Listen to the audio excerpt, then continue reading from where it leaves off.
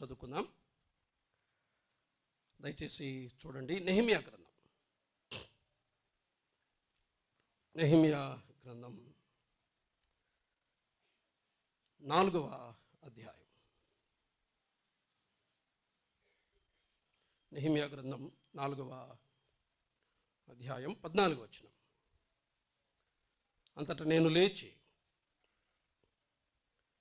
ప్రధానులతోనూ అధికారులతోనూ జనులతోనూ వారికి మీరు భయపడకుడి, మహాఘనుడును భయంకరునగు యెహోవాను జ్ఞాపకం చేసుకొని మీ సహోదరుల పక్షముగాను, మీ కుమారుల పక్షముగాను, మీ కుమార్తెల పక్షముగాను, మీ భార్యముల పక్షముగాను మీ నివాసము మీకుండునట్లు యుద్ధము చేయుడి అంటిని. ప్రభు లేఖన భాగాలు మనందరి వినికిడిలో మన ఆత్మల క్షేమం కొరకై ఆయనే ఆశీర్వదించి దీవించును కాక. ఇక వినండి, దయచేసి మీ మనసు వాక్యంపై పెట్టండి. నెహెమ్యా గ్రంథం ఏదో ఒక సందర్భంలో కొద్దిమంది అయినా చదివింటారు, కొంతమంది పూర్తిగా చదివింటారు, కొంతమంది పరిచయం ఉంటుంది. కానీ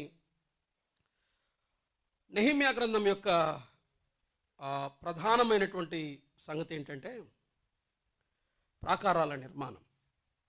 పడిపోయిన యెరూషలేము చుట్టూ ఉండే ప్రాకారాలు ఉంటాయి కదా, ఆ ప్రాకారాలు కాల్చబడి పడద్రోయబడి ఉండడాన్ని చూసి తిరిగి దానిని నిర్మించటానికి నెహెమ్యా చేసిన పనే నెహెమ్యా గ్రంథంలో కనిపిస్తుంది. అందుకనే ప్రారంభ వచనంలోనే హకల్యా కుమారుడైన నెహెమ్యా యొక్క చర్యలు అని ఉంటుంది. అవి నెహెమ్యా చర్యలు, నెహెమ్యా పనులు, నెహెమ్యా చర్యలు ఈ గ్రంథంలో గ్రంథస్థం చేయబడ్డాయి.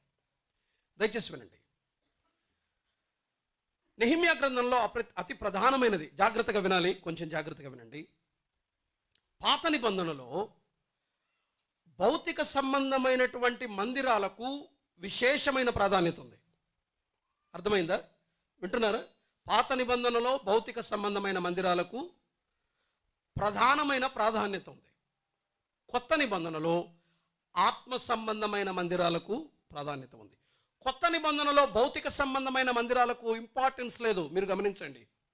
కొరింథీ సంఘం ఎలా ఉందో తెలియదు మనకు, ఏ రాళ్లతో కట్టారో కూడా తెలియదు. తెస్సలోనికలో సంఘం ఎలా ఉందో తెలియదు, అది పూరి గుడిసెనా ఇల్లా కూడా తెలియదు, ఇంట్లో కూడా కూడుకున్నారు. కొత్త నిబంధనలో ఈ భౌతిక సంబంధమైనటువంటి మందిరాలకు పెద్దగా ప్రాధాన్యత లేదు. మీరు ఒకవేళ ఉంటే గనక చూయించండి.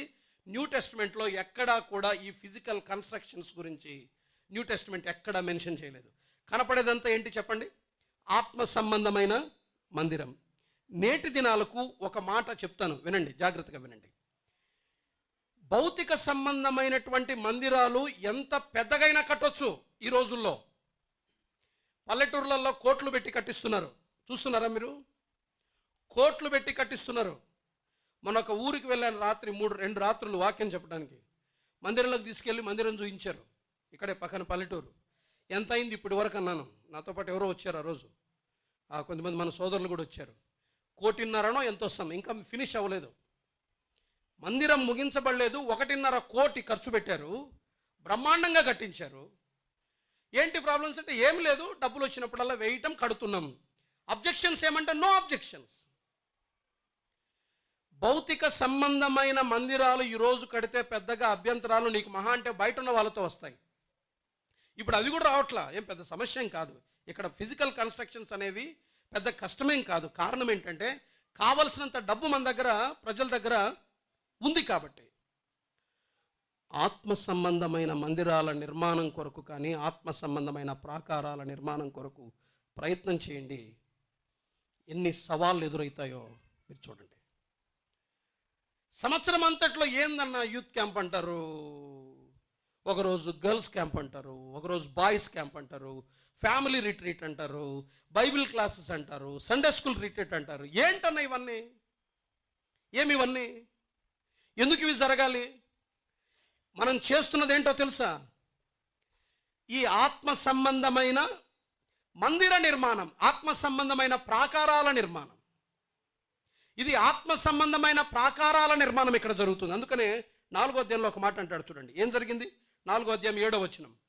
సన్బలుటును, టోబియాయును, అరబీయులను, అమ్మోనీయులను, అష్డోదీయులను యెరూషలేము యొక్క గోడలు కట్టబడిననియు బీటలన్నీయు కప్పబడిననియు వినినప్పుడు అని చూస్తాం. గోడలన్నీయు కట్టబడెను, బీటలన్నీయు కప్పబడెను. గోడలు కట్టబడ్డాయి. వింటున్నారా? ఈ పరిచర్య ఏం పరిచర్య తెలుసా? బీటలు కప్పబడ్డం. అర్థమవుతుందమ్మా? బీటలు కప్పే పరిచర్య ఇది. ఇది ఆత్మ సంబంధమైన ప్రాకారాల నిర్మాణం. ఇది ఆత్మ సంబంధమైన ప్రాకారాల నిర్మాణం. ఇది ఆత్మ సంబంధమైన మందిర నిర్మాణం. ఇప్పుడు జరుగుతున్నది మనది స్పిరిచువల్ వర్క్. ఇది ఇప్పుడు వినండి, ఆత్మ సంబంధమైన నిర్మాణాలకు కావాల్సింది ఆత్మ సంబంధమైన జ్ఞానం. అర్థమవుతుందా? ఆత్మ సంబంధమైన నిర్మాణాలకు కావాల్సింది ఏంటి? ఆత్మ సంబంధమైన జ్ఞానం. మన సొంత జ్ఞానాలు ఇక్కడ పని చేయవు. చాలామంది ఆత్మ సంబంధమైనటువంటి పనులను మానవ సంబంధమైన జ్ఞానాలతో చేయటానికి ప్రయత్నం చేస్తారు. నేను ఎందుకు చేయలేనన్న దాన్ని, వాళ్ళు ఎందుకు చేయలేరు దాన్ని, నో, నెవర్. స్పిరిచువల్ వర్క్కి స్పిరిచువల్ విజ్డమ్ మాత్రమే కావాలి. ఆత్మ సంబంధమైనటువంటి నిర్మాణాలకు ఆత్మ సంబంధమైన జ్ఞానమే కావాలి. ఆత్మీయులైతేనే ఆత్మ సంబంధమైన ప్రాకారాలు సరిగా నిర్మించగలరు. మనము చేసే సండే స్కూల్ పరిచర్య, మనము చేసే బైబిల్ క్లాసెస్, మనం నిర్వహించే క్యాంప్స్, మనం నిర్వహించే కాన్ఫరెన్సెస్ ఏదైనా కానివ్వండి, ఇవి మన ఆత్మీయ జీవితాలలో ఏర్పడిన బీటలను ఎప్పటికప్పుడు ఏం చేసుకుంటున్నాం? కప్పుకుంటున్నాం. కొన్ని చోట్ల విడిపోతాం, కొన్ని చోట్ల చీలిపోతాం, కొన్ని చోట్ల క్షీణించిపోతాం, కొన్ని చోట్ల బలహీనులమైపోతాం. కానీ ఈ బీటలను ఇప్పుడు మనం కప్పుకుంటాం. 3 రోజులు జరిగేది ఏంటి చెప్పండి? మరమ్మత్తు. మరమ్మత్తు అంటే ఏంటి? రిపేర్ అవ్వటం అంతే. మనం అక్కడికి వెళ్ళి రిపేర్ అయి వస్తాం. ఇది స్పిరిచువల్ వర్క్. ఇది మీరు ఆ 3 రోజులు 3 days ఎక్స్ట్రాడినరీ వండర్ఫుల్ భోజనాలు బాగుంటాయి, 3 days ఎంజాయ్ చేయొచ్చు, అట్మాస్ఫియర్ బాగుంటుంది, అందరు కలిసి ఉండొచ్చు. ఇది సెకండరీ. ఇది రెండవది. సహవాసంలో ఆనందం రెండవది. ప్రాథమికమైన పని ఏంటి? వినాలి. ప్రాథమికమైన పని ఏంటి? మనల్ని మనం రిపేర్ చేసుకోవటం. మన బీటలు కప్పబడాలి. మన ఆత్మీయ జీవితాలు సరిచేయబడాలి. అది సండే స్కూల్ రిట్రీట్ అయినా, అది ఫ్యామిలీ కాన్ఫరెన్స్ అయినా, అవి బైబిల్ క్లాసెస్ అయినా, అది గర్ల్స్ క్యాంప్ అయినా, అది యూత్ క్యాంప్ అయినా, అది బాయ్స్ క్యాంప్ అయినా, అది సిస్టర్స్ మీటింగ్ అయినా, లక్ష్యం ఒకటి, జరపాలి అని జరపట్లేదు మనం. ఆడంబరంగా జరపాలని పేరు కొరకు జరపట్లేదు మనం. డబ్బులున్నాయి ఖర్చు పెట్టాలని పెట్టట్లేదు మనం. మనం చేస్తున్నది ఏంటో తెలుసా? మన బీటలను కప్పుకుంటున్నాం, పడిపోయిన గోడలను మళ్ళీ కట్టుకుంటున్నాం. అయితే ఈ బీటలు కప్పబడుతున్నప్పుడు, ఈ గోడలు కట్టబడుతున్నప్పుడు జాగ్రత్తగా వినండి. 3 దినాలు జరిగే పరిచర్య ఇదే. వింటున్నారా అమ్మా, అయ్యా, కింద పైన ఉన్న వాళ్ళు వినండి. 3 దినాలు జరిగే పరిచర్య ఇదే. ఏంటది? పడిపోయిన గోడల్ని మళ్ళీ కట్టుకుంటాం. చెప్పండి. బీటలు అంటే ఏంటి? నెర్రలు. రైట్. ఇదైతే ఇట్లా అంటే అది బీటలు అంటే ఏంది బీటా అనుకుంటారు మీరు, బాటా చెప్పుల మాదిరి. రైట్. బీటలు అంటే నెర్రలు, చీలికలను మళ్ళీ కప్పుకోవటం. ఇది 3 దినాలు మనం అక్కడ చేసే పరిచర్య. ఆ లక్ష్యంతో మనం అక్కడికి పోతున్నాం. మర్చిపోద్దు, ఆ లక్ష్యంతో అక్కడికి పోతున్నాం. ఎందుకు వస్తున్నారు రేపు మీరు చెప్పండి? ఎందుకు వస్తున్నారు రేపు మనం అక్కడికి? ఎందుకు వస్తున్నాం అక్కడికి? మనల్ని మనం సరి చేసుకోవటానికి, కట్టుకోవటానికి, రిపేర్ చేసుకోవటానికి. నేను వచ్చి నిలబడితేనే సౌండ్ అంతా పాడైపోతుంది, ఏమో తెలియదు. మనల్ని మనం రిపేర్ చేసుకోవటానికి, మనల్ని మనం కట్టుకోవటానికి మనము 2 దినాలు 3 దినాలు అక్కడ ఉండటానికి మనం బయలుదేరి వెళ్తున్నాం. రైట్. ఈ ప్రాసెస్ జరుగుతుండగా there is a problem. So కాబట్టి ఒక 4 విషయాలు విందాం. ఈ పని మనం చేస్తూ ఉండగా, దీన్నే సౌండ్ పెంచు, ఇది నాకు భరించలేకపోతున్నాయి వాయిస్, ఇది ఇట్లే ఉండి. ఇక్కడ ఒక 4 పనులు ఉంటాయి. చూడండి ఏం జరుగుతాయో చూద్దాం. 4వ అధ్యాయం 1వ వచనం. మేము గోడ కట్టుచున్న సమాచారము విని సన్బల్లటును మిగుల కోపగించి రౌద్రుడై యూదులను ఎగతాళు చేసి షోమ్రోను దండువారి ఎదుట తన స్నేహితుల ఎదుటను ఇట్లా నేను దుర్బలులైన ఈ యూదులు ఏమి చేయుదురు? తామంతట తామే ఈ పని ముగింతురా? బలులు అర్పించి బలపరుచుకుందురా? ఒక దినమందే ముగింతురా? కాల్చబడిన చెత్తను కుప్పలుగా పడిన రాళ్లను మరలా బలమైనవిగా చేయుదురా? మరియు అమ్మోనీయుడైన టోబియా అతని యొద్ద ఉండి వారు కట్టిన దాని పైకి ఒక నక్క ఎగిరినట్టయినా వారి రాతి గోడ పడిపోవును. ఈ పరిచర్యలో మనముండగా మొదటిది, మనకు శత్రువులు ఉంటారు. మొదటి విషయం గమనించండి. ఈ ఆత్మ సంబంధమైన ప్రాకారాల నిర్మాణము జరుగుతుండగా ఈ నిర్మాణము జరగకుండా అడ్డగించడానికి ఎవరున్నారు? శత్రువులు ఉన్నారు. క్లుప్తంగా చెప్తున్నాను, జస్ట్ థాట్స్ మాత్రమే ఇస్తాను, నేను వివరించను. శత్రువులు ఉంటారు. నేను అనేది ఏంటంటే ప్రమాదం ఉంటుంది. ప్రమాదం ఉంది. దేనికి? ఈ ఆత్మ సంబంధమైన ప్రాకారాల నిర్మాణానికి ప్రత్యర్థులుంటారు. ఎవరు ఈ ప్రత్యర్థులు? ఒకటి, వాళ్ళు చేసే పని ఏంటి చెప్పండి? మొదటి విషయం 4వ అధ్యాయం 1వ వచనంలో వారు ఎగతాళి చేస్తారు. రెండవది అక్కడే ఉంది, వారు కోపగిస్తారు. తరువాత వారు కించపరుస్తారు. కోపగిస్తారు, రౌద్రులు అవుతారు, వారు కించపరిచి మాట్లాడతారు. ఒక దినమందే వీళ్ళు చేదురా, వీళ్ళు ముగిందురా అన్నాడు. నేను ఒక మాట చెప్తున్నాను, వారు విమర్శిస్తారు. అనగా ప్రమాదం ఏంటి అంటే ఈ ఆత్మ సంబంధమైన పరిచర్యకు మొట్టమొదటి ప్రమాదం ఏంటో తెలుసా? మనం దేన్ని ఫేస్ చేస్తాం? క్రిటిసిజం, విమర్శను ఎదుర్కొంటాం.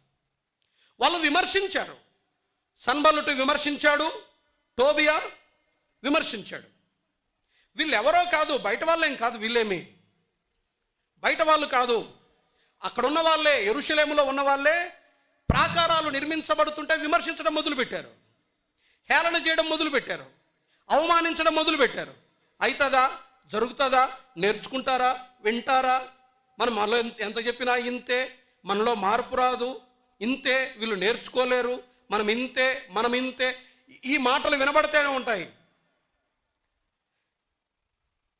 ప్రమాదాలు ఉన్నాయి. ప్రాకారాల నిర్మాణానికి ప్రమాదం ఉంది. ఆ ప్రమాదం ఏంటంటే విమర్శతో ప్రమాదం ఉంది. ఒక ఎగ్జాంపుల్ గుర్తొస్తుంది, జస్ట్ నేను త్వరగా జ్ఞాపకం చేసి ముందుకెళ్తాను. ఒక పొలంలో ఒక ఆయన ఈ ఒక దండు ఉందంట, మొత్తం ఒక మిలిటరీ ఆర్మీ దిగింది, శత్రువులతో పోరాడుతున్నారు. గన్ పట్టుకున్నాడు, ఫోకస్ చేశాడు, కమాండర్ని అడిగాడట, సార్ శత్రువు కరెక్ట్ నా గురికి తగులుతున్నాడు, కాల్చేయమంటారా అని అడిగాడట. కరెక్ట్ గురిలో ఉన్నాడు, నేను కొడితే కరెక్ట్ హెడ్ షాట్ పడుతుంది, తలకు తగిలిపోతుంది, తల పేలిపోతుంది, కాల్చేయమంటారా అని అడిగాడట కమాండర్ని. కమాండర్ అన్నాడట, నీ గురి కరెక్టే కానీ అక్కడ ఉన్నవాడు శత్రువు కాదురా నాయన, వాడు మనోడే అని. గురి కరెక్టే కానీ ఉన్నది ఎవరు అక్కడ? మనోడే. మనం కూడా కరెక్ట్ టార్గెట్ కరెక్ట్ ఉంటుంది, ఎవరి మీద గురి పెట్టింటాం? మన మీదే. ఇతను అతని మీద గురి పెడతాడు, అతను ఇతని మీద గురి పెడతాడు. మనల్ని మనం విమర్శించుకోవటానికి కాదు,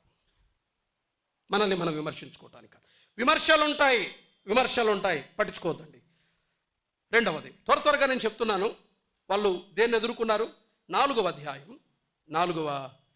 అధ్యాయం 11వ వచనం, మా విరోధులను వారు తెలుసుకొనకుండాను చూడకుండాను మనము వారి మధ్యకు జొరబడి వారిని చంపి పని ఆటంకపరచుదుమనిరి అని అన్నారు. ఆటంకాలుంటాయి, విమర్శలుంటాయి.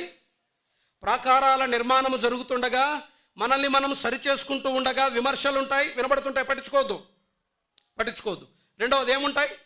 ఆటంకాలు ఉంటాయి. పనిని ఆటంకపరుస్తారు, జరుగుతున్న పనికి అభ్యంతరాలు వస్తాయి. వారు లోపలికి జొరబడి మనకు తెలియకుండానే జరుగుతున్న పనిని ఏదో ఒక విధంగా ఆటంకపరుస్తారు. చేయాల్సినోడు నేను చేయను పోని కూర్చుంటాడు, ఏమైందిరా అంటే నేను చేయను, ఎందుకు మేము మళ్ళీ మా దగ్గరికి ఏమైంది మ్యాటర్ ఏమంటే ఇట్లానా మళ్ళీ పోయి మళ్ళీ అక్కడికి పోయిన తర్వాత ఏమేంటే ఇట్లానా రైట్, లేదు ఏం కాదు రైట్ నుంచి అప్పుడు లేచి వచ్చి మళ్ళీ చేస్తాడు. పనిని ఆటంకపరిచేవారు అంటారు. ప్రమాదాలు ఉన్నాయి, ప్రాకారాల నిర్మాణములో ప్రమాదాలు ఉన్నాయి. ఒకటేముంటుంది, విమర్శలు ఉంటాయి. రెండు, ఆటంకాలు తప్పనిసరిగా ఉంటాయి. 12వ వచనం చూడండి. మా శత్రువుల యొద్ద నివాసులైన యూదులు వచ్చి నలుదిక్కుల నుండి మీరు మా సహాయమునకు రావాలనని మాటి మాటికి మాతో చెప్పగా అని ఉంటుంది, కానీ హీబ్రూలో ఫిర్యాదు చేయగా అని ఉంటుంది. మాటి మాటికి మా దగ్గర వచ్చి ఫిర్యాదు చేయగా. థర్డ్ వన్ ఏంటో తెలుసా? ఫిర్యాదు చేయగా నేనే చెప్పాను, ఇప్పుడు మీరే చెప్పండి ఏముంటాయి? ఫిర్యాదులు ఉంటాయి. ఫిర్యాదులు ఏమనొచ్చు? సనుగులు, అంతే కదా. సనుగులో నుండే కదా పుట్టేది ఫిర్యాదు. సనుగులు ఉంటాయి, ఫిర్యాదులు ఉంటాయి. ప్రాకారాల మీరు గమనించండి, మందిరాన్ని కడితే ఏం పెద్ద ప్రాబ్లం ఉండవు, ఒక పెద్ద చర్చి కట్టు ఏం సమస్య ఉండదు. ఒక ఆత్మీయుల్ని సరిచేయడానికి ప్రయత్నం చేయ ప్రాబ్లం వస్తుంది. ఒక మందిరాన్ని సరిదిద్దటానికి ప్రయత్నం చేయ ప్రాబ్లం వస్తుంది. ఒకరిని దిద్దటానికి నువ్వు ప్రయత్నం చేయి, సమస్యను ఎదుర్కొంటావు. సో 3 ఉంటాయి. ఒకటి, విమర్శిస్తారు, ఆటంకపరుస్తారు. 3, ఫిర్యాదులు చేస్తారు, సనుగుతారు. వీటిని పట్టించుకోదు. సో నెంబర్ 1, ప్రాకారాల నిర్మాణంలో ఏముంటుంది? ప్రమాదం ఉంటుంది. ఏ ప్రాకార నిర్మాణం ఇది? ఆత్మీయ ప్రాకారాల నిర్మాణం. మనల్ని మనం సరి చేసుకుంటున్నాం, బీటలు కప్పుకుంటున్నాం, పడిపోయినటువంటి గోడలను మరలా కట్టుకుంటున్నాం. మన ఆత్మీయ జీవితాల్ని సరి చేసుకునే ప్రక్రియలో ప్రమాదాలు ఉన్నాయి. రెండవది, ప్రమాదాలు మాత్రమే కాదు. రెండవది చూడండి, పని ఉంటుంది. ఈ ప్రాకారాల నిర్మాణం అప్పుడు ప్రమాదం ఉంది మాత్రమే కాదు, పని కూడా ఉంది. దెర్ ఇస్ ఎ వర్క్, పని కూడా ఉంది. చూడండి, త్వరగా చూద్దాం. వారు పనికి ప్రతిస్పందించారు. క్షమించండి, దానికంటే ముందు 4 నుండి 5 వచనాలు చూడండి. దానికంటే ముందు మరొక తాట ఆలోచన చేద్దాం. నేను హరిగా ఉన్నాను, అందుకని వెనక ముందు మాట్లాడుతున్నాను. 4వ వచనం 5వ వచనం. మా దేవా ఆలకించుము, మేము తిరస్కారము నొందిన వారము, వారి నింద వారి తలల మీదికి వచ్చునట్లు చేసి వారు చెరపట్టబడిన వారై వారు నివసించు దేశంలోనే వారిని దోపునకు అప్పగించుము. ఇప్పుడు రెండవది, ప్రమాదాలున్నాయి, వీళ్ళు ఏం చేశారు? అంతే, మీరే చెప్పేచ్చు తలంపు. ఆ ప్రాకారాల నిర్మాణంలో ప్రార్థన ఉంటుంది, ఉండాలి. విమర్శల మధ్య, ఆటంకాల మధ్య, సనుగుల మధ్య, ఫిర్యాదుల మధ్య నాయకుడైన నెహెమ్యా చేసిన పని ఒకటే. నాయకుడైన నెహెమ్యా ప్రార్థించాడు. జస్ట్ హీ ప్రేయిడ్, ప్రార్థించాడు. నాయకుడు మాత్రమే ప్రార్థన చేయలా, ఇంకెవరు ప్రార్థన చేశారు? 9వ వచనం చూడండి. మేము మా దేవునికి ప్రార్థన చేసి, ప్రజలు కూడా ప్రార్థించారు. ప్రాకారాల నిర్మాణంలో ఏముండాలి? ప్రార్థన ఉండాలి, ప్రార్థన జరగాలి, ప్రార్థన ఉండాలి. నాయకులు ప్రార్థించారు, ప్రజలు ప్రార్థించారు. ప్రార్థిస్తేనే మీరు నెహెమ్యా గ్రంథాన్ని గమనించండి. మీరు మొత్తం 4వ అధ్యాయం నుండి 13వ అధ్యాయం వరకు నెహెమ్యా ప్రార్థనలు ఉంటాయి. ఎట్లా ఉంటాయో చూస్తారా? త్వరగా చూడండి. 2వ అధ్యాయం 4వ వచనం. రాజుతో మాట్లాడబోతున్నాడు. 2:4 త్వరగా. అప్పుడు రాజు ఏమి కావలసి నీవు మనవి చేయుచున్నావని నన్ను అడుగగా.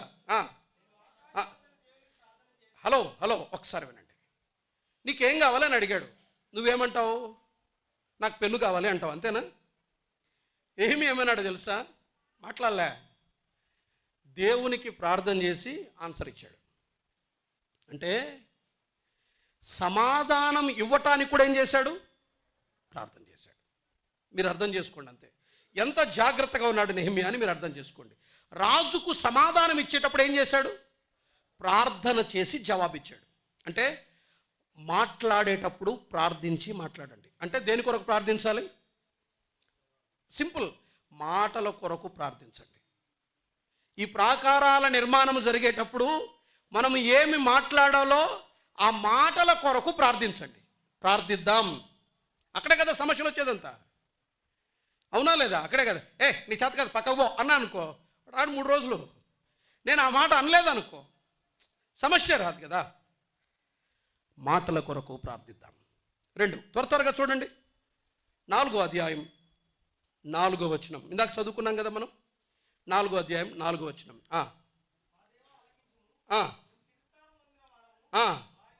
చాలు. మనము నిరాకరించబడ్డప్పుడు, తిరస్కరించబడ్డప్పుడు, మనం విమర్శించబడ్డప్పుడు ఏం చేయాలి? ప్రార్థన చేయండి.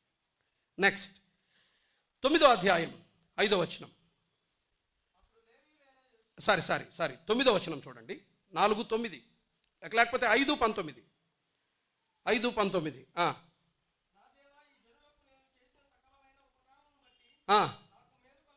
నన్ను దృష్టించుము. వాళ్ళకు మేలు చేశాడు. ఎవరికి? అక్కడ కూర్చున్న ప్రజలకు. ప్రభువా, నేను వీళ్ళకి మేలు చేశాను, జ్ఞాపకం పెట్టుకో అని అన్నాడు. కొంతమంది అంటుంటారు, సార్ మీ పిల్లోనికి 300 ఇచ్చినాను, గుర్తుపెట్టుకోండి అంటే ఏమని అర్థం? నువ్వు నాకు ఇవ్వాలి అని. నేమేమన్నాడో తెలుసా? ఈ ప్రజలకు నేను మేలు చేసినా నువ్వు గుర్తుపెట్టుకో, నేను మేలు చేశాను నువ్వు గుర్తుపెట్టుకో. వాళ్ళకు ఉపకారము చేశాడు, ఉపకారం చేసి ఏమన్నాడు? నేను వీళ్ళకి మేలు చేశాను, గుర్తుపెట్టుకో. మీరు ప్రతి పని చేయండి, ప్రభువుకి చెప్పండి, ప్రభువా ఇదో ఈ డేక్షిట్లు పెట్టినా గుర్తుపెట్టుకో, ప్రభువా బాత్రూమ్ క్లీన్ చేసి వచ్చినా గుర్తుపెట్టుకో, ప్రభు ఒక బియ్యం బస్తా మోసి అందించినా గుర్తుపెట్టుకో, ప్రభు ఉల్లిగడ్డలు కట్ చేసినా గుర్తుపెట్టుకో. చెప్పండి, నేను ఈ జనులకు చేసిన మేలును బట్టి నీవు దృష్టించు. ప్రార్థన చేయండి. ప్రభువుకు తప్పకుండా చెప్పండి, ప్రభువా నేను ఈ పని చేసిన. ఇప్పుడు మీకు ఒకటి అర్థం కావాలి, ఎవరి కోసం చేస్తున్నాం? ప్రజలకు మేలు చేసి ఎవరిని జ్ఞాపకం పెట్టుకోమన్నాడు? దేవుని జ్ఞాపకం పెట్టుకోమన్నాడు. అంటే అర్థం ఏంటి? పరిచర్య చేసిందేమో, ఇప్పుడు ఎత్తేసిందేమో మీ ఇస్తరాకులో, కానీ నేను ఎవరికి పరిచర్య చేశాను చెప్పాలి? దేవునికి. ఒక గ్లాస్ వాటర్ తెమ్మన్నప్పుడు తెచ్చిందేమో నాకు, మీరు ఎవరికి పరిచర్య చేశారు? దేవునికి. ఈ ప్రాకారాల నిర్మాణము జరిగేటప్పుడు మనము చేసే ప్రతి పని ఎవరి కోసం చేస్తున్నాం? దేవుని కోసం. గుర్తుపెట్టుకోండి. ఈ ఆత్మ సంబంధమైన ఏ క్యాంప్లోనైనా, ఏ కాన్ఫరెన్స్లోనైనా, ఏ మీటింగ్లోనైనా, అసలు దేవుని పని ఎప్పుడు జరిగినా, దేవుని పనిలో మీరు ఏ చిన్న పని చేసినా, మీరు ఈ మనుషుల కొరకు ఎవ్వరి కొరకు చేయట్లేదు, మీరు ఆయన కొరకు చేస్తున్నారు. చెప్పండి ఆయనకు, ప్రభువా నేను నీ కొరకు. నేను చేయను. ఎందుకు చేయాలా? ఎవరి కోసం చేయాలా అంటారు కొంతమంది. ఎవరి కోసం చేయాలా? దేవుని కోసం చేయాలా? ఎవరి కోసం చేయాలంటే నువ్వు దేవుని కోసం చేయాలా? ఇప్పుడు వీళ్ళు పాట పాడతారు, ఎవరి కోసం పాడాలా? ప్రభు కోసం. మేము నిర్వాహకులం, ఎవరి కోసం? ప్రభు కోసం. చేసేది మీకే, కానీ చేస్తున్నది ఎవరి కోసం? ప్రభు కోసం. కష్టపడి చెమటోడ్చి ఒళ్ళు షట్టంతా మాసిపోయి అసలు స్నానం లేకుండా నలిగిపోయి అట్లా మురికి ఉంటారు మన పిల్లలు కొంతమంది. ఎవరి కోసం? ఎవరి కోసం? చేస్తుంది మన కోసం, చేస్తుంది మన కోసం. కానీ వాళ్ళు ఎవరిని బట్టి చేస్తున్నారు? ఎవరి కోసం చేస్తున్నారు? దేవుని కోసం. గుర్తుపెట్టుకోండి. అప్పుడు అన్నాడు, ప్రభువా దృష్టించవా, వీళ్ళకి నేను మేలు చేశాను అన్నాడు. త్వరగా రండి. తర్వాత 6వ అధ్యాయం 14వ వచనం.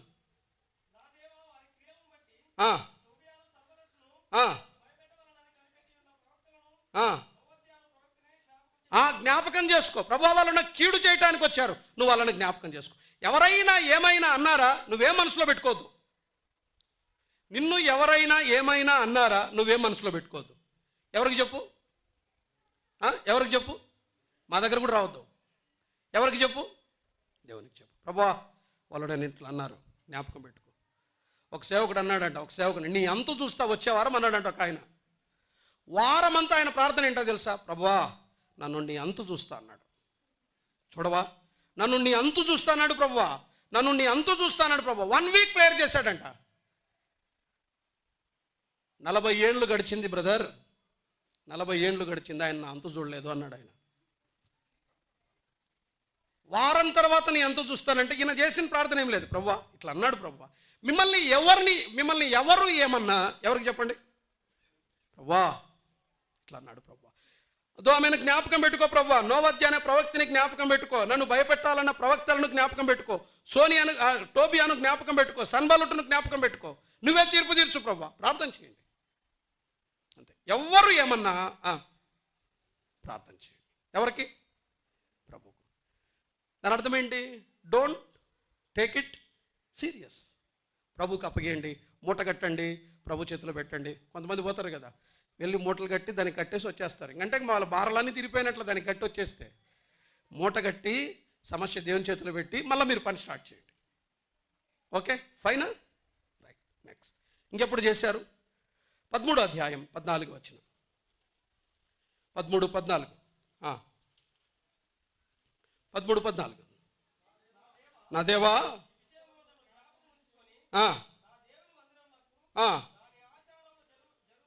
జరుగుబాటు నాకును మరువకుండుము అని అన్నాడు. బాగా వినాలి. అక్కడ ఏం జరిగిందంటే, బాగా వినాలి. లేవీయులు ఉన్నారు మందిరంలో, లేవీయులు బయటికి పంపించేశారు. పాపం లేవీయులు వెళ్ళి పొలాల్లో పని చేసుకుంటున్నారు. లేవీయులు మందిర సేవకు వస్తే, మందిర సేవ చేయాల్సినటువంటి లేవీయుల్ని మందిరంలో నుండి బయటికి పంపించేశారు ఈ టోబియా, సన్బలుటు. వాళ్ళు వెళ్ళి వ్యవసాయం చేసుకుంటున్నారు. లేవీయులు వ్యవసాయం చేసుకోకూడదు. లేవీయుల పని ఒకే ఒక పని. ఏం పని? మందిర పని. అప్పుడు వాళ్ళని పిలిపించి మళ్ళీ మందిరంలో పెట్టి దాన్ని సెట్ చేశాడు. అంటే అక్రమాన్ని సరిచేశాడు. సరిచేసి ఎవరికి చెప్పాడు? ప్రభువుకు చెప్పాడు. కాబట్టి పొరపాట్లు జరుగుతాయి. సరిచేసేటప్పుడు, సరిచేసిన తర్వాత అక్కడ కూడా ప్రార్థన చేద్దాం. తప్పకుండా మిస్టేక్స్ జరుగుతాయి. సరిచేద్దాం, ప్రార్థన చేద్దాం, అంతే. తప్పకుండా మిస్టేక్స్ ఉంటాయి, పొరపాట్లు జరుగుతాయి, అక్రమాలు జరుగుతాయి. దాన్ని సరిచేద్దాం, ప్రార్థన చేద్దాం. నెక్స్ట్ రండి, త్వరగా టైం అయిపోతుంది. చివరి వచనం 13వ అధ్యాయంలోనే 22వ వచనం చూడండి. నన్ను జ్ఞాపకం ఉంచుకొని చొప్పున నన్ను రక్షించుము. ప్రభువా, ప్లీజ్ సేవ్ మీ, నన్ను రక్షించు. ఇప్పుడు చెప్పండి, నెహెమ్యా ఈ గ్రంథమంతా ఎంతసేపు ప్రార్థన చేశాడు? నాకు ఆన్సర్ కావాలి. ఎంతసేపు ప్రార్థన చేశాడు? One word prayers. శాంబాబు గారు అంటారు చాలాసార్లు, మోస్ట్ పవర్ఫుల్ ప్రేయర్స్ ఏవి అంటే వన్ వర్డ్ ప్రేయర్స్ అని అంట. సంసోను 3 గంటలు ప్రార్థన చేయాల, ఈ ఒక్కసారి నన్ను జ్ఞాపకం చేసుకో. జస్ట్ వన్ వర్డ్ ప్రేయర్, అంతే. One word prayer. సిలువలో దొంగ 3 గంటలు ప్రార్థన చేయాల, నీ రాజ్యములో నన్ను జ్ఞాపకం చేసుకో. అంటే అర్థం ఏంటంటే, ఈ 3 days నడుచుకుంటున్నాడు, ప్రార్థన చేస్తాడు, మాట్లాడుతున్నాడు, ప్రార్థన చేస్తాడు. వాళ్ళు ఇట్లా అన్నారు, వెంటనే ప్రార్థన చేశాడు, ఈ పని చేశాడు, ప్రార్థన చేశాడు. ఇప్పుడు చెప్పండి, మనం 3 days చేయాల్సిన పని ఎలాంటి ప్రార్థన చేయాలి? వాకింగ్ ప్రేయర్, నీలింగ్ ప్రేయర్ కాదు, మోకరించి ప్రార్థన చేయడం కాదు. 3 days మన వర్క్ ఏంటంటే, while walking we should pray. నడుస్తూ ప్రార్థన చేద్దాం, నీళ్లు మోస్తూ ప్రార్థన చేద్దాం, పరిచర్య చేస్తూ ప్రార్థన చేద్దాం. నెహెమ్యా ప్రాకారాల నిర్మాణంలో ఇక్కడికి పోతాడు, ప్రార్థన చేస్తాడు, అక్కడికి పోతాడు, ప్రార్థన చేస్తాడు, నడుచుకుంటుంటాడు, ప్రార్థన చేస్తాడు, కిందికి పోగినప్పుడు ప్రార్థన చేస్తాడు, మాట్లాడినప్పుడు ప్రార్థన చేస్తాడు. మొత్తం ప్రాకారాల నిర్మాణం అయ్యేంత వరకు మాట్లాడుతుంటాడు, ప్రార్థన చేస్తుంటాడు, వీళ్ళతో మాట్లాడుతుంటాడు, ప్రార్థన చేస్తాడు, వీళ్ళతో మాట్లాడుతుంటాడు, ప్రార్థన చేస్తాడు. Just walking prayer. ఏం చేద్దాం? Walking prayer. ఎప్పుడెప్పుడు చేయాలి? అర్థమైంది కదా? రైట్. సో ఒకటేంటి? ప్రమాదం ఉంది. రెండవది, ప్రార్థన కూడా ఉండాలి. ప్రాకారాల నిర్మాణము జరుగుతుండగా, మరమ్మత్తు జరుగుతుండగా, బీటలు కప్పబడుతుండగా, గోడలు కట్టబడుతుండగా, మన ఆత్మీయ జీవితాలు సరిచేయబడుతుండగా ప్రార్థన కూడా ఉండాలి. నడుస్తూ ప్రార్థన చేద్దాం, లేచినప్పుడు ప్రార్థన చేద్దాం, పని చేసినప్పుడు ప్రార్థన చేద్దాం. Okay, right. మూడవది, నెహెమ్యా గ్రంథం 4వ అధ్యాయం. నెహెమ్యా గ్రంథం 4వ అధ్యాయం 6వ వచనం చూడండి. 6వ వచనం. అయినను పని చేయుటకు జనులకు మనసు కలిగి ఉండెను గనుక మేము గోడను కట్టుచుంటిమి, అది సగము ఎత్తు కట్టబడి ఉండెను అని ఉంది. సో థర్డ్ థింగ్, మూడవది ఏంటంటే పని చేయాలి. ప్రమాదం ఉంది, ప్రార్థన ఉంది, అక్కడ ఇంకేముండాలి? పని కూడా ఉంది, పని చేయాలి.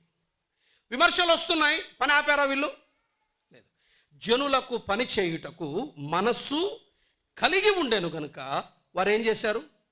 పని చేశారు. నేను ఒక కొటేషన్ వెతికి చాలాసేపు వెతికితే దొరకలే. ఏ కొటేషన్ దొరకలే. ఒక కొటేషన్ ఎత్తుకొని వచ్చినాను, రాసుకొని వచ్చినాను, చెప్తాను. నేను అదే చెప్తాను, బాగా వినండి. పని చేయాలనుకునేవారు ఎవరైనా కానీ, బాగా వినండి, పని చేయాలనుకునేవారు నిజంగా, బాగా వినాలి, నిజంగా పని చేస్తున్న వాణ్ణి ఒకడొచ్చి నీ పనెంత నువ్వెంత అన్న ఆ మాట అతన్ని కదిలించదట. ఎవరికి? నిజంగా పని చేయాలనే మనసు కలిగిన వానికి. పని చేయాలనే మనసు లేని వాడిని ఈజీగా డిస్టర్బ్ చేయొచ్చు. వెళ్ళి ఊరక గుండు సూదుతో అట్లా కూర్చున్నా చూడండి, నన్ను కూర్చుని నేను రాను, ఇంక నేను చేయను, మీరు ఎవరన్నా చేసుకోండి అంటే వదిలిపెట్టి వెళ్ళిపోతాడు. నువ్వు పెద్దగా ఏమి బెత్తం తీసుకొని కొట్టక్కర్లా, గుండు పిన్నుతో ఊరక కుచ్చక అలా కూర్చున్న చాలు, నేను చేయను ఇంకా. నన్ను ఇట్లా అన్నారు. ఎవరు వీళ్ళు? పని చేసే మనసు లేని వారు. చీటికి మాట కలుగుతారు వీళ్ళే.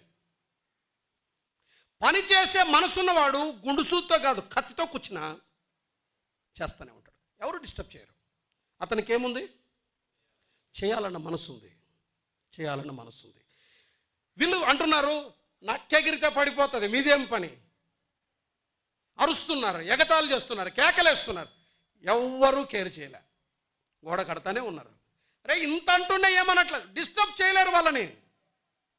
పనిచేసే మనసున్న వాణ్ణి ఏ మాటలు ఆపవు, ఏ మాటలు డిస్టర్బ్ చేయవు. అర్థమైందా? సో థర్డ్ పాయింట్ ఏంటంటే అక్కడ పని ఉంటుంది. పని మాత్రమే కాదు, పనిలో మరొకటి ఉంది. 6వ వచనం మరలా చదువుదామా?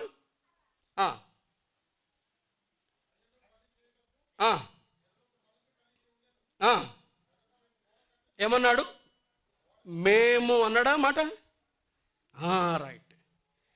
పని చేస్తారు. పని మాత్రమే ఉండదు, పని ఏకత్వముతో చేస్తారు. మేము కట్టుచుంటిమి. కొంతమంది మాటికి అన్నా నేను చేసిన అంటే నన్ను కొంచెం స్పెషల్గా నన్ను కొంచెం గుర్తుపెట్టుకోబా. మేము అంటే నచ్చదు వాళ్ళకి. నేను చెప్పినాను కదా, నేను చేసిన.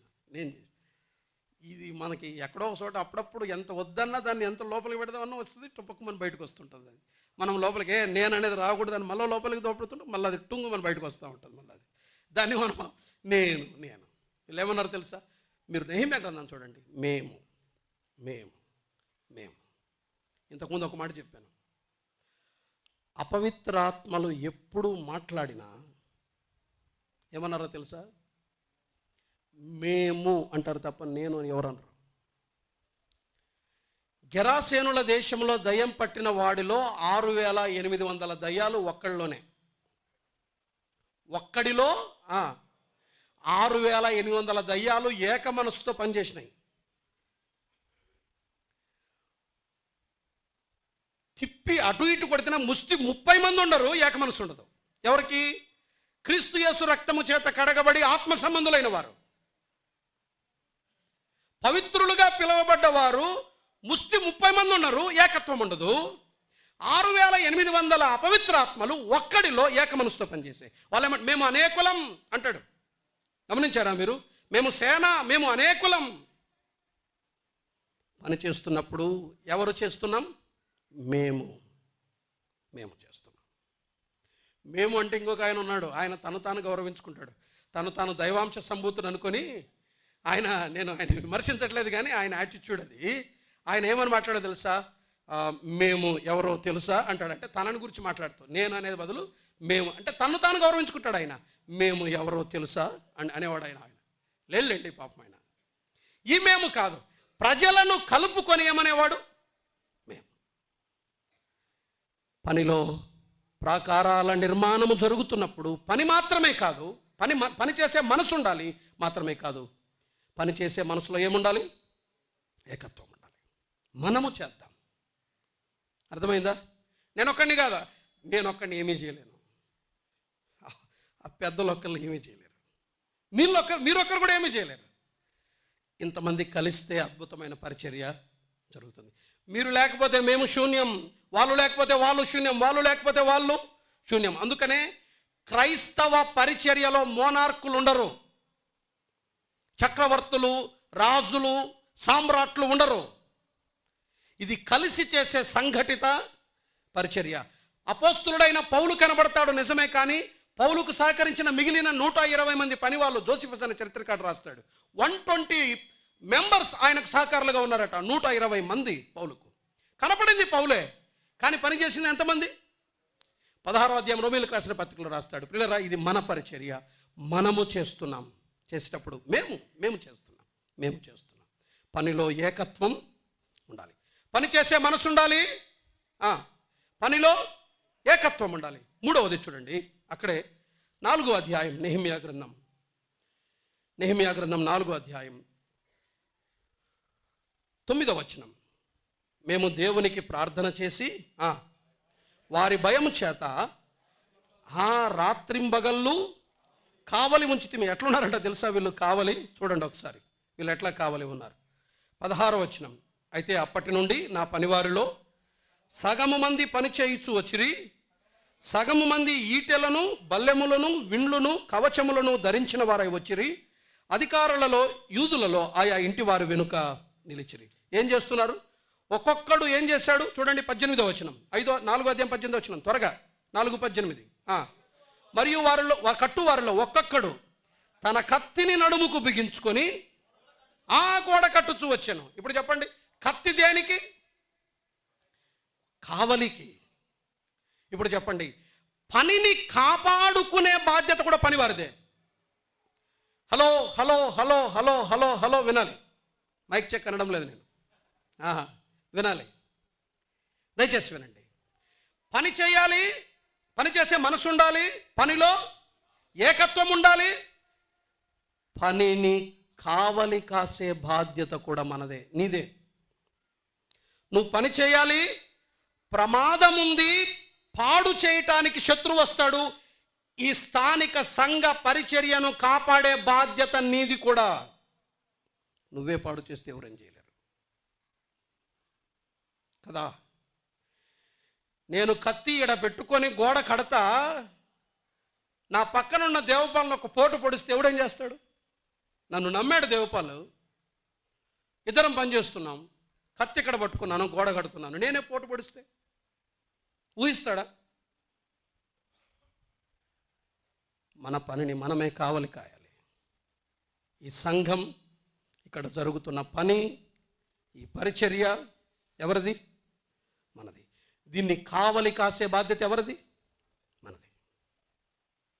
కంచే చేను మేస్తే కాపాడువాడే ఏమన్నావు? అర్థం కాల, స్పష్టంగా చెప్పు, నో ప్రాబ్లం. కాపాడువాడే కాలరాస్తే సంఘాన్ని, దీని పరిచర్యను కాపాడుకోవలసిన మనమే దీన్ని పాడు చేసుకుంటే తెలుసా కాపాడే బాధ్యత కూడా నీదని. ఈ సంఘ సేవను, సంఘ సాక్ష్యాన్ని, పరిచర్యను, మన వారిని కాపాడుకునే బాధ్యత కూడా నువ్వు అది మర్చిపోద్దు. నేను పని చేస్తున్నా, వాడు వచ్చి దాడి చేస్తున్నా, నాకు సంబంధం లేదు. కాదు, పని చేయాలి, కావలి కాయాలి, పని చేయాలి, కావలి కాయాలి. దీన్ని కాపాడుకునే బాధ్యత కూడా మనదే. ఇది అన్నడు మర్చిపోద్దండి, ఇది అతి ప్రాముఖ్యమైనది. పని ఉంది, పనిలో 3 ఉన్నాయి. పని చేసే మనస్సు ఉండాలి, ఎవరు మనల్ని ఆటంకపరచలేరు. 2, పనిలో ఏకత్వం ఉండాలి, మనల్ని ఎవరు విడదీయలేరు. 3వది, పనిలో కావలి కాయాలి, మనల్ని ఎవడు ముట్టుకోలేడు. నీవు నేను మనమందరము ఈ పరిచర్యను కావలి కాయగలిగితే, పనిచేసే ప్రతి ఒక్కడు కావలి కాయగలిగితే ఎవరు ముట్టుకోగలరు? నొబ్బడి, ఎవరి వల్ల కాదు. నేను ముగిస్తున్నాను. ప్రాకారాల నిర్మాణం ఆత్మ సంబంధమైన పరిచర్య. నేను మళ్ళీ చెప్తున్నాను, నేను స్టేటస్ కూడా పెట్టుకున్నాను. భౌతిక సంబంధమైన భారీ నిర్మాణాలు చేపట్టడం చాలా సులభం. ఆత్మ సంబంధంగా ఒక చిన్న ప్రాకారాన్ని నిర్మించటం కూడా పోరాటమే. అర్థమైందా? భౌతిక సంబంధమైన గోడను ఎంత పెద్దయినా కట్టు, ఏం అడ్డంకులు ఉండవు. కానీ ఆత్మ సంబంధమైన ఒక చిన్న ప్రాకారాన్ని నిర్మించడం ప్రారంభించు, పోరాటాలు వస్తాయి, సవాళ్ళు వస్తాయి. సో ఈ పోరాటాల మధ్య, ఈ సవాళ్ళ మధ్య మనం గుర్తుంచుకోవలసిన 3 ప్రాముఖ్యమైన విషయాలు, మిగిలిన విషయాలు ఉన్నాయి కానీ సమయాన్ని బట్టి నేను త్వరగా ముగిస్తానన్నాను, త్వరగానే ముగిస్తున్నాను. ఈ 3 విషయాలు గుర్తుంచుకోండి. నెంబర్ 1 ఏమున్నాయి? అన్ని అనుకూలతలు లేవు, ఉండవు. సాఫీగా ఏనా దేవుని పనిలో కూడా ఇట్లాంటివి బ్రదర్, దేవుని పనిలోనే అట్లాంటివి ఉంటాయి బ్రదర్, అది గుర్తుపెట్టుకోండి. ఏమన్నా దేవుని పనిలో కూడా ఇట్లాంటివి ఇట్లా చేస్తారంటే, అవును బ్రదర్, దేవుని పనుల్లోనే ఇట్లాంటివి ఉండేది. బయటకు వెళ్ళి పనికిరాని పనులు చేయి, నీకు ఆటంకాలే ఉండవు. నువ్వు వాడు వెళ్ళి ఎగిరితే నేను ఎవడైనా అటగిస్తాడా? సువార్త చెప్పు. 4 రోడ్ల కూడల్లో డీజే పెట్టి డ్యాన్స్ చేస్తే నిన్ను ఎవడైనా అడ్డగిస్తాడా? సువార్త చెప్పాడు, వెళ్ళి అడగిస్తాడు. ప్రభు పనికే ఆటంకాలు ఉండేది. ప్రమాదాలు ఉన్నాయి, విమర్శలు ఉంటాయి, ఆటంకాలు ఉంటాయి, ఫిర్యాదులు ఉంటాయి, సనుగులు ఉంటాయి. అయితే మన స్పందన ఏంటి? ప్రార్థన చేద్దాం. పని చేస్తూ ప్రార్థన చేద్దాం. ఎప్పుడెప్పుడు ప్రార్థన చేయాలో గుర్తుంది కదా, నేను మళ్ళీ రిపీట్ చేయాలి. 3వది ఏంటి? పని చేయాలి. ప్రమాదం ఉంది, ప్రార్థన ఉంది, పని ఉంది. పని ఎట్లా? 3 విషయాలు చెప్పాను. పని చేసే మనల్ని ఎవరు డిస్టర్బ్ చేయలేరు, మనకు మనసు ఉంటే. అన్నాడు అని మూతులు ఎవరు మార్చొద్దు, మీ మూతులు కూడా ముడుచుకోవద్దు. నాకు ముడుచుకొని నా మూతులు 3 దినాలు ఎవరివి కనపడకూడదు. సీరియస్ అన్నా, అలిగినాడన్నా అని ఇట్లా అన్నారంట. ఈ ముడిచిన మూతులు కనపడకూడదు. మొత్తం బ్రైట్నెస్ కనిపించాలి, మీ ముఖాల్లో ఆ తేజస్సు కనిపించాలి. Right, okay. పని చేసే మనసు ఉండాలి. 2వది ఏకత్వం ఉండాలి. ఏకత్వం ఉండాలి. ఎడమ ఉండకూడదు, మన మధ్యలో దగ్గరగా ఉండి పని చేద్దాం. ఎవరితో గ్యాప్ వద్దు, అందరినీ కలుపుకొని పోదాం. ఓకే. 3rd వన్ కావాలి కాపాడండి, మీరు కాపాడండి, మనము కాపాడదాం. అందరం కలిసి ఈ పరిచర్యను కాపాడుకుందాం. అట్టి మనస్సు ప్రభు మనందరికీ రేపు క్యాంప్ కొరకే కాదు, ఈ స్థానిక సంఘ పరిచర్య కొనసాగినంత కాలం ఈ మనస్సు కలిగి మనం పనిచేయటానికి ప్రభు తన కృప మనందరికీ సమృద్ధిగా అనుగ్రహించునుగాక. ప్రార్థన చేద్దాం. పరిశుద్ధమైన తండ్రి, మిమ్మల్ని స్తుతిస్తున్నాం. ఈ మాటలు దీవించండి, మేము ఆచరించటానికి సహాయం చేయండి. చెదరి వెళ్తుండగా మధ్యాహ్న కాలపు దీవెన ఆశీర్వాదాలు ఇమ్మని, వెళ్ళి సిద్ధపడి మళ్ళీ రావాలి. ముందున్న పనిలో పరిచర్యలో మీ కాపుదలనివ్వండి. ముఖ్యంగా టౌన్లోకి అక్కడికి తిరుగుతున్నప్పుడు ఎలాంటి ప్రమాదాలు సంభవించకుండా భద్రపరిచి కాపాడమని, రేపటిలోగా మీకు ఇష్టమైతే ఆ రోడ్డు అయినా సరిచేయబట్టడానికి సహాయం చేయమని మీ దయగల స్థలకు మమ్మల్ని అప్పగించుకుంటూ యేసు ప్రభు నామమున స్తుతించి ప్రార్థిస్తున్నాం మా పరమ తండ్రి. ఆమేన్. అందరికీ వందనాలు.